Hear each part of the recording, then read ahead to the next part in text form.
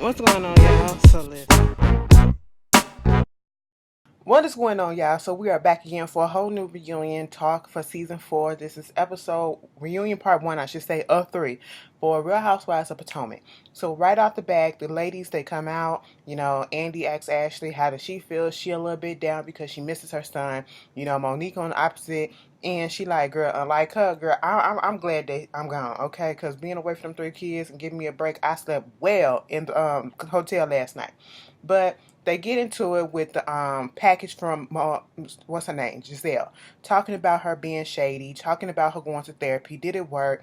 After they show the package of her going to therapy, trying to change her ways, and then reverting right back, we get Monique saying, "Yeah, she changed for all of 5 minutes." Giselle said, "Give me 7." Okay, so they were just talking about that and how Karen passed out and said, she's gonna stay the same until she consciously want to change and want to do something different or whatever.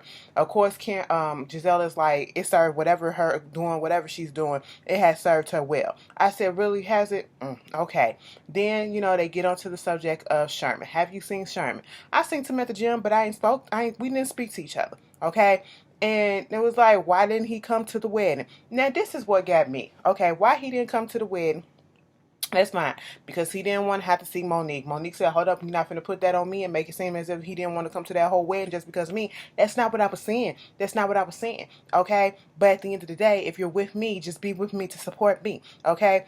And, you know, they asked Karen, did she really get a call from Saks? She said, yes, I got a call from Saks saying it's they in a it's Giselle and him together because he's up in here with somebody else. I said, Karen, are you sure? And that bitch, I was with everybody else that looked at Karen like, girl, Saks called you up and asked you that question.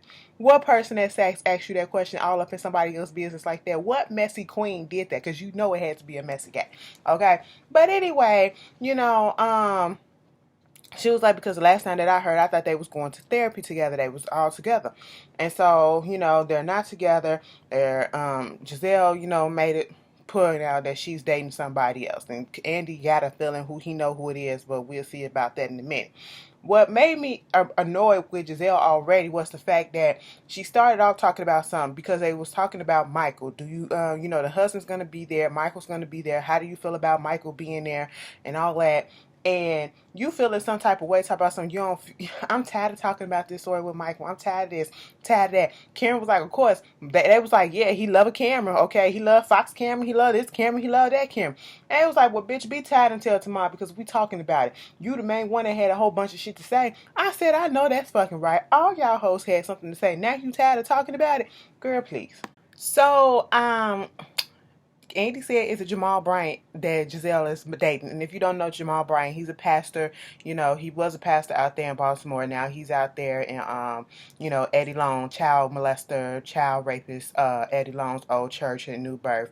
It fits because he's homophobic too. You know what I'm saying? So, hey, he can go to one predator's church and teach the same bullshit as the next, okay? Somebody finna get in their feelings. I said what I said.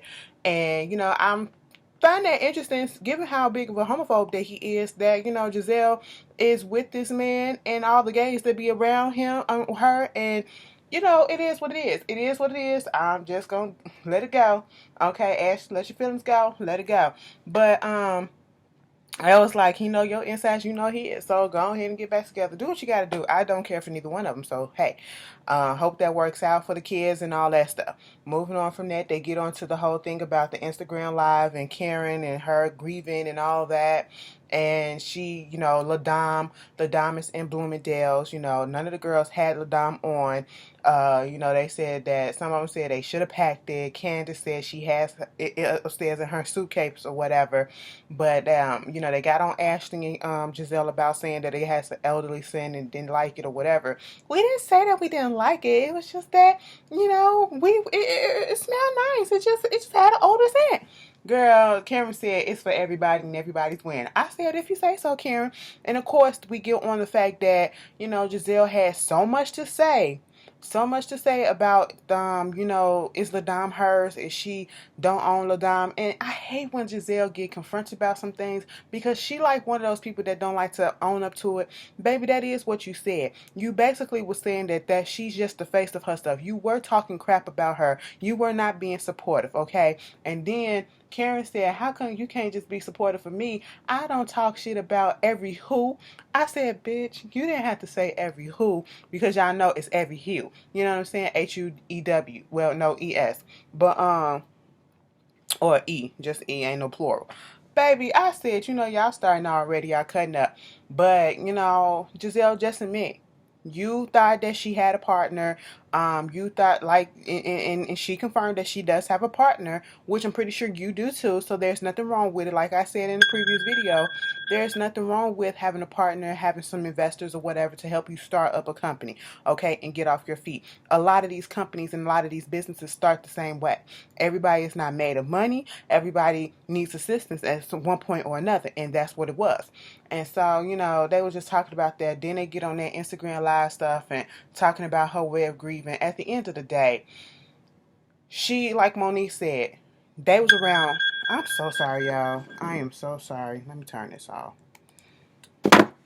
She is around, they went to that plantation and they was around death all day, so therefore she was getting emotional.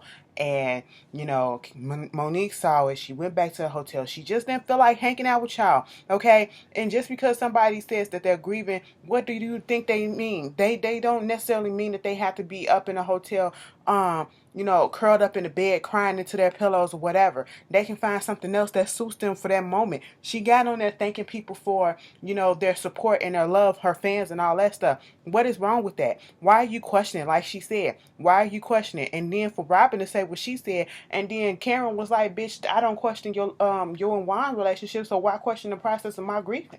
And she was like, you don't have to say that because that ain't got nothing. Yes it do, girl. Yes it do. We all don't do that, Karen, because we all question that bitch relationship. But it is what it is. I said, let people just do them.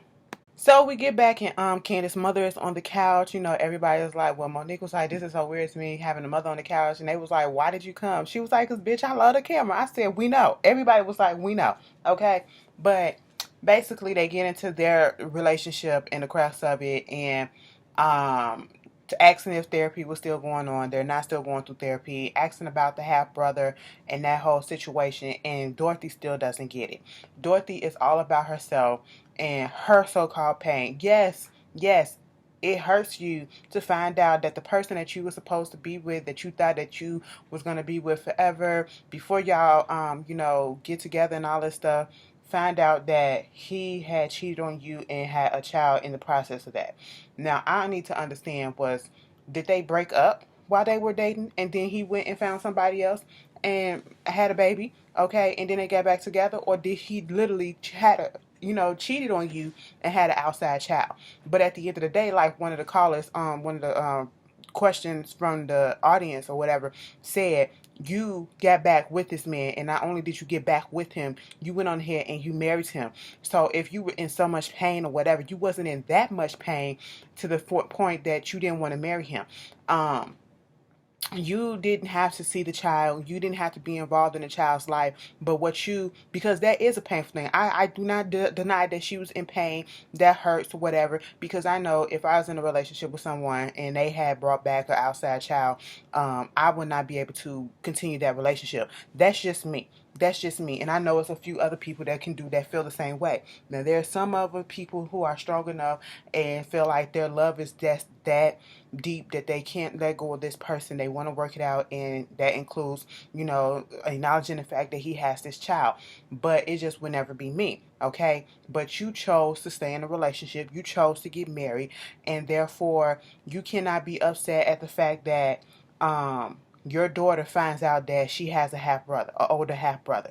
Okay, you cannot be upset at the fact that they develop a relationship. You cannot be upset and all up in your feelings on the fact that she wanted to invite her brother to her wedding. Yes, you paid most of the stuff on it, but still, it's her wedding, and she should be allowed to invite whoever she wants to her wedding. It is not about you. It is about what's going to make her day perfect, what's going to make her day happy, and what made her day perfect and happy for her was part part of that was having her brother there. Some things that we have to do when you're parents, you have to put your shit aside sometimes for the sake of your kids and their happiness. That's what being parents do. Okay, that's what it means. Being selfless, and putting their stuff aside, and watching your kids grow and letting them be happy and have the happiness that you didn't find. Okay, that's why sometimes people live through their kids. Okay, they want them to be better people than what they did. They wanted them to grow up better than they did. They want them to have the joys that they did not have when they were growing up. And so for you to be talking about my pain, but then in the same breath say that you are over the situation, you've been married to another man for 25 years. If you are over the situation and if you heal from the situation, that would not have bothered you so much to hear that this boy was going to be there. Okay? Be glad that she told you that he was coming. I don't care if it was the day before. I don't care if it was the hour before. She told you that he was coming. You didn't have to say nothing to him. You didn't even have to look in his direction. And well, how was that going to affect you? It would not. You was just trying to make that situation all about you, and I think that's truly fucked up. Just like with this bag situation, when you tried to say that you didn't hit that girl, you hit that girl when you said you did like this. I'm gone. You hit that girl. Her face didn't hit that thing. You hit that girl. Whatever, Dorothy. Grow up, okay? Grow up. Dorothy had to demonstrate. Dorothy, you full of shit, okay? And Candice, you full of shit too.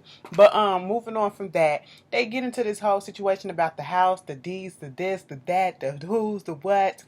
Girl, Candice couldn't let shit fly, okay? Candice said since everybody it was a whole bunch of underhanded comments about my home and who lives there, who brought this or whatever. Baby, let me show you the deed. Let me clear this up. I put in on this house along with my mother. I put my name on the deed along with my mother, so therefore it is my house. They was like, bitch, it's your mama's house too. That's what they've been saying. I said, Candice, what was the point? What was the point? Because at the end of the day, no one was confused about what was going on with this house. We knew that you paid half the mortgage and your mother paid the other half, okay? That's what was going on. Or, whatever. That's what was going on, okay? And a lot of stuff is not added up, Miss Candice, and I'm going to tell you why. Now, if Chris, well, never mind. I'm going to take that back. But we'll get there. So next thing you know, they start asking about the whole thing of, this butter knife situation. Bitch, when they was like, so you still paying for your mortgage? She was like, yeah, I'm paying in full for my mortgage. And then here go Dorothy. If you say so. I said, messy. Now you putting up more questions like, is it really? She was like, okay, yeah, she doing it. And then Giselle said she ran into Dorothy and Dorothy volunteered some information talking about something. If they would have got the $2 million house, she would have brought it for them and all this stuff. And then here go Dorothy. No, I was saying, if they would have got a $1 million house, that would have been more reasonable or whatever. I said, girl, somebody lying about something, about everything. Okay? But all right, we're going to let that slide. We're going to move on to, the situation with the butter knife and all this stuff coming at Ashley. And she was like, bitch, the reason why I did that because you came back in my home. You came back in my home. And then Monique was like, no, girl, you did that before. You did that before. But, girl, they just started going back and forth, slinking, name calling and stuff. Baby, listen, these little prim and proper little chicks, I forget Ashley didn't grow up. Ashley grew up like probably in the hood too a little bit, you know what I'm saying? Because that little hood came out of her. The little hood came out of Candice too. Candice said, fuck a goddamn crown, bitch. You's a gold digging asshole motherfucker. She was like, I looked at you and your little beady eyes. Ashley got so gutted with it, she said, shut your whack ass up. I said, bitch, I ain't never hear you sound like that in a minute. That bitch said, shut your whack ass up. I said, oh, and it sound right coming out her mouth. So this a little play. You know how when you put on your little white voice or no, when you put on your professional voice when you're at work, whatever, and you're on the phone, hello, how may I help you? This is so-and-so. Who's calling? You do all that. Bitch, Ashley threw all that shit out the window. Candice did too, and they just went gutter, bitch. I was just sitting here like, she was like, bitch, who the fuck are you? Who the fuck are you at the end of the day? She was like, bitch, your restaurant closed down. You ain't got no business. I got business. All the business that I had still going, whatever. And at the end of the day, who the fuck are you? And then it was like, people know me, Miss USA or whoever the fuck. Here go Giselle. That is true. I said, didn't Candice win something too? Okay, so they know her too. But bitch, let me tell you something. Before the show, I didn't know neither one of y'all. So who really know who? Okay? And Candice, what business you talking about that you talk about that hair business? She was like, I had businesses long before any and everybody been on this couch and all this stuff. And I'm just sitting here like, okay, girl, if you say so. And it was like, you had businesses with your mom, all right? That's mostly your mom's business. I said, you know what? Who y'all think won that shit between them two? Because then it's like once Candice ran out of steam about what to come at Ashley about, that's when she went to the gold digging about her husband being 70 years old. And then Ashley said, well, your husband, 30 years, if you married somebody in their 30s that wasn't accomplished or whatever, what are you talking about? Michael had stuff ever since he was 30. What are you talking about? And woo-woo this and woo-woo that. And so, Candice's mama has to interject.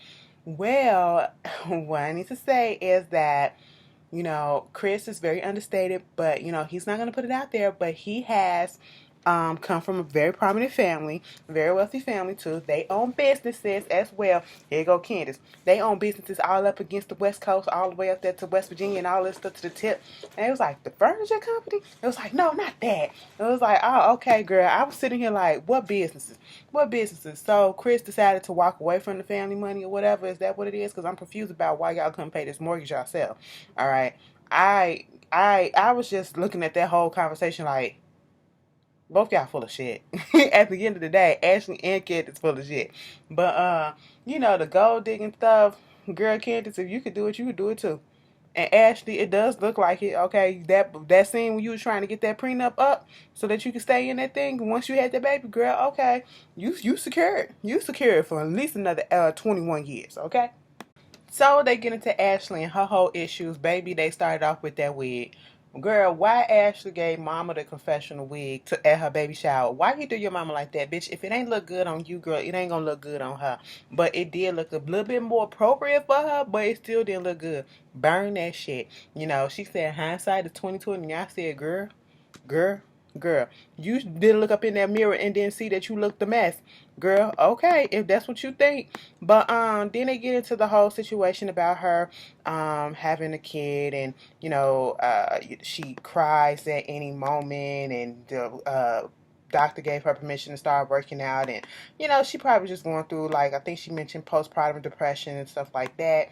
And so they talked about that. They talked about Ashley trying to go see her father and how does that affect her and her son, and how Michael decided to change his mind about wanting a baby, and how I guess they started respecting each other a little bit more and all that stuff. Whatever, who cares? Okay, but when he got to that father stuff, baby, Giselle said it was a picture floating around talking about some fuck him or whatever because he did Ashley wrong or whatever, and it's a picture that's showing the daddy and Michael side by side. And she said, baby, they all were saying the daddy and Michael look the exact damn same. They look like they could be brothers, bitch. They probably twins up in this piece. And I'm sitting here like, so you mean to tell me that you went and married somebody who looked exactly like your dad?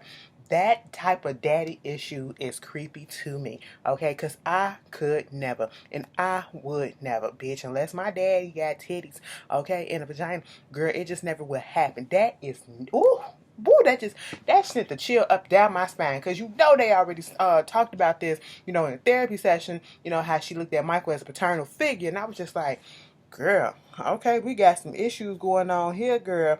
Then they get into the whole thing about the miscarriage and all that stuff, and how Ashley posted about how the gloves coming off, the sweet facade finna come off, and that hamster face Candice about to get it, bitch. And I said, oh, for real? You shut your whack ass up, girl. I'm gonna forever keep on saying that, because Ashley came out the gutter of her throat to say that shit. That's why her throat fucked up now. She got a little hoarse to it too. I said, really, you shut your whack ass up. I was like, oh, okay. I wasn't expecting it. I'm sorry, y'all. I wasn't expecting it. Not from her. Okay? But anyway, so they get into it about the, Candice and Chris saying something about the, speaking on her miscarriage. And at the end of the day, Candice, I'm going to have to side with Ashley on this. You ain't had no right to say nothing about that girl miscarriage, okay? You tried to put that on Giselle, like Ashley said, hold yourself accountable. All this stuff about whether or not she wanted to get pregnant, just because she did say she was not going to drink and all this stuff, and she drank or whatever, it's still not your place to judge her and to say whether or not she wanted to get pregnant or not. Okay, you wouldn't want nobody doing that shit to you, so why do it to somebody else? And then they started getting into it yet again, and I said, boys, go to commercial.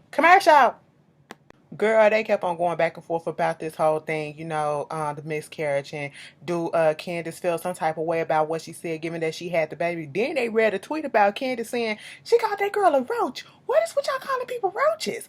God damn, that is not good. Okay? Candice said, what do I have to apologize for? All right? They was like, girl, you vow. You vow. She was like, bitch, I don't give a fuck. Okay? I said, the one thing I can't respect Candice about, bitch, if I said it like she said, I talk shit to your face about stuff, okay?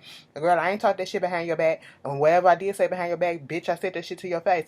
And bitch, yes, I did tweet that. And bitch, yes, I did say that. And what am I finna apologize for? Because when it came out my mouth and when it came off my fingers, bitch, I meant that shit. And I was like, you know what? Okay, I can give you that. Don't back down. Don't back down. Girl, did she back down? Neither one of them back down. They was just going head to head. Who would have thought that I would have been here for this bullshit between Ashley and Candice?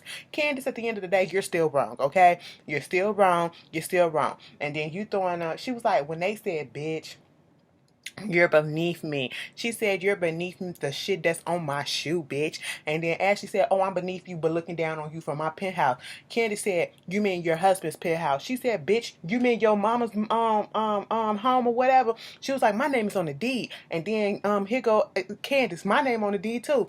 Bitch, y'all in similar situations. Y'all both living in houses that you either barely paying for or halfway paying for, okay? Ashley, you living in a penthouse that your man is paying for. You ain't paying for that shit. Candice, you was living in a house that your mama was paying for or helping you pay for. Y'all both in similar situations trying to come at each other's throat about the same damn thing, okay? And then, they talked about the rainbow party, how, she didn't feel like it was genuine, how Michael all of a sudden started crying, but then next thing you know, he's back there pinching asses and shit like that. Girl... It was a mess. And then Michael came through and they going back and forth and he's standing up there just looking down on him. And they was like, oh my God, there's Michael. I said, I know the fuck y'all not finna get spooked by this nigga. Y'all not finna get spooked by this man. And I said it has to be evident because ain't no way in hell I'm finna get, no, I will say everything that I said about you to your damn face. Sir, you pinched the ass. I believe that you did that. You need to learn to keep your hands to your face. And you standing up there like this, you're not intimidating me, sir. So what's the problem with the sweat on your back? You're nervous? Is that what it is? Is it really that hot outside? You ain't put on the undershirt underneath that? Baby, I got an undershirt underneath mine. Okay, here go mine, whatever. You know what I'm saying? What's going on? What's going on, sir? But anyway, let me get up off of here. That was the first part of the Real Housewives of Reunion, a Potomac reunion. And we'll see everything else that goes down next week. I just want to see the stuff with the husbands, because that seems like it's going to be the best part of the reunion. When Chris was like, because they told me, they asked me, and they sent me, yeah. Girl, anyway, moving on from there. I'll see y'all later. Peace.